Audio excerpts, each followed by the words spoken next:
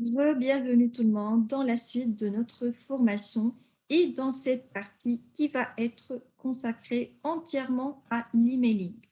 On va apprendre ensemble comment réussir sa campagne et sa stratégie d'emailing. Dans une première partie, on va commencer par concevoir la stratégie emailing en commençant dans un premier temps par intégrer notre stratégie emailing dans notre stratégie marketing globale. Pensez à la première chose que vous faites juste après avoir acheté sur Internet. Alors, imaginons que vous achetiez un billet d'avion pour vos prochaines vacances. Vous venez d'encorder les informations de votre carte de crédit. Vous avez appuyé sur le bouton Valider. Il y a beaucoup de chances que vous alliez voir dans votre boîte mail afin de vérifier l'arrivée d'un email de confirmation. Ou au moins, vous vérifierez qu'il y a bien une notification sur l'écran de votre smartphone. Maintenant, réfléchissez à l'information indispensable lorsqu'il s'agit de s'inscrire à presque n'importe quel service sur Internet. À quelques exceptions près, WhatsApp ou Snapchat par exemple. L'email est omniprésent. Le courriel est l'identifiant universel sur le réseau des réseaux. Selon une étude Radicati, il y aurait plus de 4 milliards d'utilisateurs d'email dans le monde. On peut comparer ce chiffre aux 2,2 milliards d'utilisateurs de Facebook dans le monde. Il faut l'avouer, une stratégie marketing ou un plan de communication, l'email fait relativement peu rêver les marketeurs. Pourtant, même si on l'a plusieurs fois annoncé sur le déclin, l'email marketing occupe encore et toujours une place de choix dans la stratégie multicanal. Des entreprises pour de nombreux sites e-commerce, l'email est le canal qui génère le plus de revenus ou le plus de revenus en last click, c'est-à-dire dernier canal par lequel un client est passé avant l'acte d'achat. Il est considéré comme une mesure précise de la performance. L'essence de l'email marketing, c'est la possibilité de collecter un feedback en temps réel de toutes les interactions réalisées par les destinataires d'un message, ouverture, clic, achat, des abonnements, etc. Pas uniquement des statistiques globales sur les performances de votre campagne. Non, avec l'emailing, vous savez instantanément qui a ouvert, qui a cliqué et qui a converti même. Cette possibilité de recueillir un feedback ouvre d'immenses possibilités d'optimisation. Avec ces données, vous allez pouvoir mesurer les performances des différentes parties de votre message. Optimiser celles-ci, réaliser des tests, mieux segmenter et personnaliser vos messages. Nous reviendrons évidemment sur ces éléments dans la suite de cette formation. Alors, prenez en compte le poids de l'email marketing dans votre stratégie multicanal. Et comme on peut voir sur notre image, donc une étude réalisée chaque année par le SNCD nous révèle dans son édition de fin 2019 que l'email est le canal préféré des répondants lorsqu'il s'agit de recevoir des communications commerciales avec un pourcentage de 32% face aux courriers adressés et aux SMS avec un pourcentage ou des pourcentages respectifs de 31% et 14% seulement pour les SMS. Alors, l'email a un déficit d'image auprès des marketeurs, oui, peut-être, mais pas nécessairement auprès des destinataires. Étonnant? Non, pas vraiment, parce qu'avec l'email, ce sont les marques qui viennent vers le consommateur. Des marques que ces consommateurs ont décidé eux-mêmes d'accueillir dans leur boîte email en devenant clients ou en s'inscrivant à leur newsletter. Pour autant, il y a une catégorie d'emails que les consommateurs aiment beaucoup moins. Ce sont les spams, mais aussi tous les emails commerciaux d'entreprise avec lesquels ils n'ont pas une relation forte. Cela risque de perdre le match et de se retrouver justement en boîte de spam. Il faut bien y passer lorsque vous communiquez avec des clients ou des prospects par email, vous utilisez des données personnelles. À ce titre, vous devez respecter la législation. Cette législation, c'est le Règlement général sur la protection des données, la RGPD, sorti en mai, ou plus précisément donc le 25 mai 2018. Alors, ce règlement européen vient rafraîchir la loi informatique et la liberté du 6 janvier 1978. Deux ou toutes les deux visent à protéger la vie privée des individus. Ce qui devrait bien sûr être votre objectif. Donc, quelles sont mes obligations dans ce sens? Premièrement, il ne faut pas abuser de votre pouvoir. La surveillance doit reposer sur un intérêt légitime pour l'entreprise. Par exemple, limiter les risques d'abus d'une utilisation trop personnelle d'Internet ou de la messagerie pendant son temps de travail.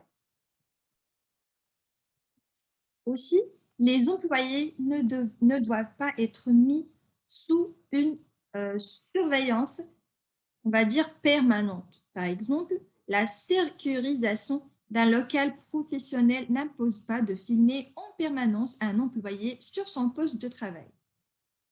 Ou encore, un outil mis en place dans un but ne doit pas poursuivre un autre objectif caché. À titre d'exemple, un outil de géolocalisation des véhicules opérant une tournée chaque matin chez des clients afin d'optimiser votre organisation ne doit pas servir à contrôler la vitesse de circulation en temps réel de votre employé. Alors, protéger les données personnelles de vos collaborateurs sur leur lieu et pendant leur temps de travail, c'est aussi un moyen de renforcer le lien de confiance nécessaire au bon fonctionnement de votre entreprise. Le développement de l'utilisation des nouvelles technologies au travail peut faire craindre surveillance systématique. La transparence sera alors le meilleur moyen de s'en prémunir. Deuxièmement, le consentement actif. Avant toute communication, vous devez obligatoirement avoir obtenu le consentement actif des destinataires de vos messages. Et sur cette image, on peut voir un extrait d'un formulaire ou un exemple d'extrait proposé aux clients sur un site internet où ils sont donc menés à cocher s'ils acceptent bien sûr cette case où il confirme qu'il accepte bien de recevoir des communications par email de la part de l'entreprise concernée.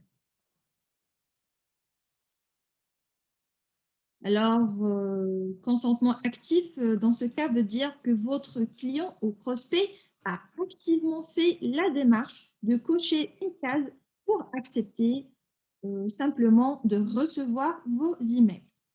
Celles-ci ne peuvent en aucun cas être cochées à l'avance. Troisième chose, c'est conserver une preuve de consentement. Ce n'est pas tout d'obtenir un consentement, mais vous devez aussi être en mesure de fournir des preuves de ce consentement au consommateur et éventuellement à la justice. En cas de contestation, ces preuves vous permettront de démontrer votre bonne foi, comme adresse IP, date de collecte, URL de collecte, etc. Quatrièmement, la transparence. Votre politique de vie privée doit être la plus transparente possible. L'internaute doit être capable de comprendre à quoi vont servir ces données. Premièrement, pourquoi collecter mes données? Alors, pour envoyer des newsletters, pour m'alerter sur des produits, etc. À qui appartiendront mes données?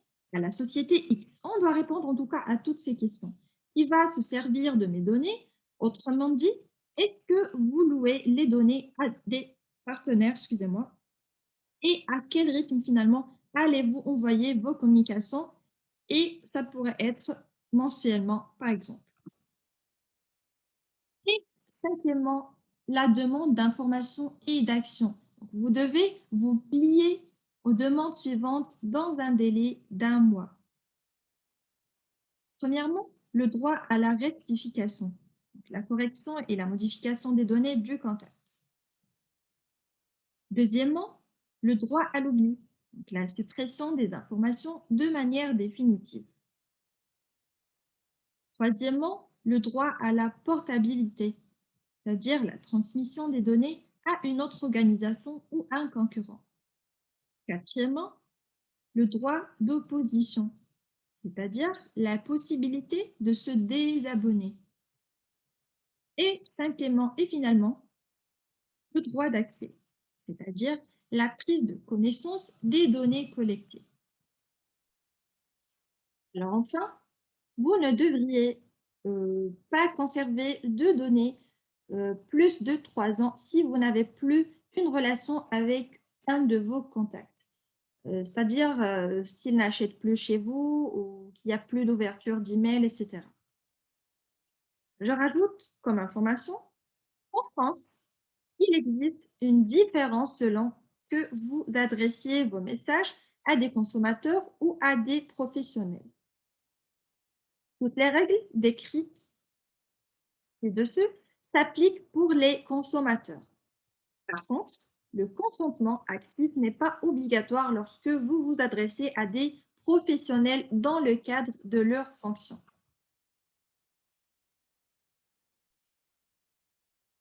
Il est difficile d'être exhaustif lorsque l'on explore les différents types d'emails. Finalement, la limite, c'est votre créativité. Néanmoins, il y a tout de même quelques classiques et autres indispensables sur lesquels vous serez amené à travailler. Et là, on parle de identifier ou d'identifier les différents types d'emailing. Et là, je vous présente ce tableau récapitulatif des différents types d'emails avec un exemple. On commence par l'email transactionnel, c'est-à-dire un email qui est envoyé suite à l'action d'un internaute. Petit exemple, la confirmation d'achat ou la confirmation de rendez-vous. La petite astuce ici, utilisez aussi ces messages comme un élément de votre stratégie emailing. Deuxième type d'email, les emails trigger. Alors, c'est un email qui est déclenché automatiquement grâce aux données que vous possédez sur un contact. À titre d'exemple, les emails d'abandon, de panier, emails d'anniversaire. Comme astuce, ne passez pas à côté des 3 triggers. Indispensables, email de bienvenue, de panier abandonné et email de réactivation. Troisième type d'email, on a les newsletters, c'est-à-dire lettres d'information comme traduction littéraire. Alors, par abus de langage, tout email est souvent appelé newsletter. Par exemple, nos dernières actualités, les produits du mois, de nouveautés de la semaine, etc. L'astuce ici, vos contacts ne veulent pas recevoir uniquement des promotions. Quatrième type d'email, toujours dans les newsletters, donc on peut dire que c'est le type d'email donc le plus connu chez le grand public. On appelle peut-être tous ces types newsletters des fois. Alors, Maintenant, le quatrième type d'email, on a le email promotionnel. Sa définition, vous avez besoin de booster les ventes de certains produits ou services et proposer des promotions. Donc, vous faites recours aux emails promotionnels. Par exemple, les ventes flash, les livraisons gratuites sur une sélection de produits, 50% sur une catégorie de produits en promotion, etc. Ici, soyez vigilants à bien cibler vos contacts afin d'éviter de les saouler si le message n'est pas pertinent pour tout le monde. Cinquième type d'email et le dernier, c'est les emails relationnels. Vous voulez améliorer l'engagement de vos contacts en construisant une relation, donc vous faites recours à l'email relationnel. Par exemple, le mot du président, on va à votre rencontre, ce que vous ne savez pas sur notre histoire, etc. Ici, prenez un peu de temps en envoyant régulièrement vos emails relationnels, une fois par mois, par exemple. Alors, à la question, quel est l'objectif principal de votre stratégie email marketing? De nombreux marketeurs ont un peu de mal à répondre du tac au tac. Alors, on commence par détecter les centres d'intérêt de vos clients et prospects. C'est rarement un but que l'on sort en premier, pourtant, l'un des objectifs communs à toute stratégie emailing devrait être de comprendre les centres d'intérêt de vos contacts. Comment? En catégorisant vos emails et vos liens simplement. Si un individu clique et ouvre majoritairement la catégorie vélo, par exemple, de votre site e-commerce d'articles de sport, c'est probablement qu'il est intéressé par le cyclisme. Recueillir cette information via les clics de votre email, par exemple, vous permettra de le cibler avec des emails toujours plus pertinents. Un autre objectif important qu'on voit ici, c'est la pertinence. Deuxièmement, définissez des indicateurs clés pour mesurer l'atteinte de vos objectifs. Alors, il existe de nombreuses et très bonnes raisons de déployer une stratégie emailing. Par exemple, fidéliser, augmenter le revenu récurrent ou encore générer un deuxième achat et bien d'autres. Mais le plus important quand on vise un but, c'est d'en mesurer la réalisation. Il est donc nécessaire, quand vous mettez en place votre stratégie, de positionner directement les indicateurs que vous désirez voir évoluer. Par exemple, réduction de nombre de jours moyens entre la première et la deuxième vente, augmentation du budget moyen annuel par client, augmentation de la durée de vie d'un client, etc. Ces indicateurs devront vous servir de guide et être analysés régulièrement en fonction de leur évolution. Vous prendrez les grandes décisions structurantes afin de transformer votre programme emailing. À la fin de ce premier chapitre, on va le résumer, bien sûr, comme on a pris l'habitude de faire. Alors, premier point, l'email reste, malgré son grand âge, un canal indispensable dans une stratégie marketing multicanal. Son atout principal est d'être utilisé presque universellement par les internautes, mais aussi de permettre la collecte de feedbacks en temps réel. Ces feedbacks pourront vous servir à enrichir la connaissance que vous avez de vos contacts, mais aussi à optimiser vos messages. Deuxième point à retenir, lorsque l'on met en place une stratégie emailing, il est crucial de respecter la vie privée de nos contacts et de veiller à recueillir leur consentement avant toute communication.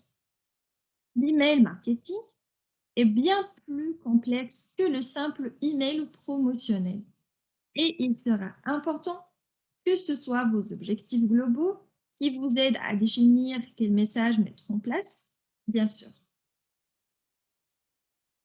Alors, dans le chapitre suivant, nous verrons comment construire une liste de contacts de qualité.